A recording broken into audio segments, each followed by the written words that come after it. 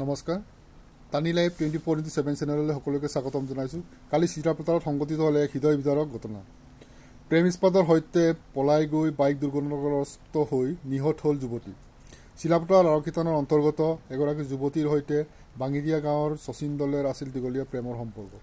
দীঘলীয়া প্ৰেমৰ অন্তত কালি বিবাহৰ বাবে এখন গ্লেমাৰ বাইকেৰে পলায়ন কৰে প্ৰেমিক যুগলে। পিছে যোৱা নিশা পলায়ন কৰি প্ৰায় 10 বজাত ভূমি গাঁওখনত দুৰ্ঘটনাগ্ৰস্ত হৈ তাতে নিহত হ'ল যুৱতীগৰাকী। প্ৰেমিক শচীন দলেও বৰ্তমান ডিব্ৰুগড়ত চিকিৎসাধীন আছে বুলি জানিব পৰা গৈছে। ধন্যবাদ।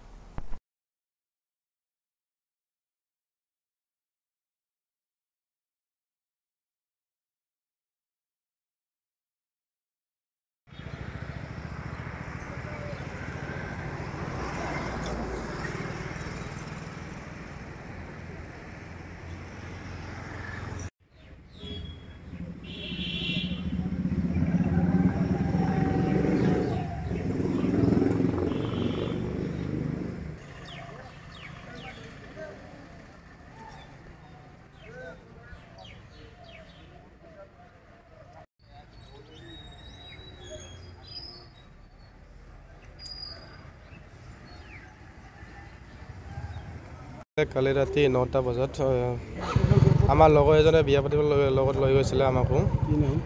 মোৰ নাম দীপেন পৈত, ল'ৰাজনৰ নাম শচীন দলে, লগতে ঘৰ ভাঙিৰিয়া চিচিমুখ বলুখা বুলি শুনিছিলোঁ। আমিও ইমানকৈ গম নাপাওঁ। লগৰজনে লৈ আনিছিলে আমাক লগত আহিবলৈ। তাৰপিছত লগৰজনে ছোৱালীটো আনিছিলে লগত, বাইক এডাল দিলে, আকৌ লৈ গৈছিলে তো পিপলগুৰি টাৰ্ণিং পইণ্টত এক্সিডেণ্ট হৈ আছিলে। পিছে পিছে আমি আহি আছিলোঁ, দেখিছিলোঁ। তাৰপিছত 108 কল কৰিলোঁ আৰু লগৰ ওচৰ চুবুৰীয়াক মাতিছিলোঁ। তো গম পোৱা নাই, আগতে গৈ আছিলে, আমি পিছে পিছে আহিছিলোঁ।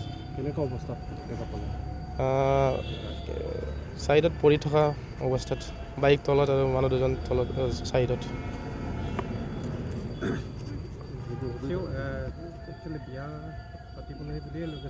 হয় হয়, এইটোতো মই গম নাপাওঁ, ল'ৰাজনেহে গম পাওঁ। তথাপিও হ'ব 3 years। বেংগলোৰত আছিলে বুলি শুনিছোঁ। বেংগলোৰত আছিলে।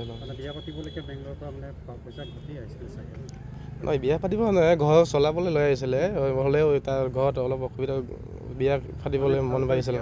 বিয়া পাতিছে, বিয়া পাতিবলৈ বেংগলোৰত থকা নাই।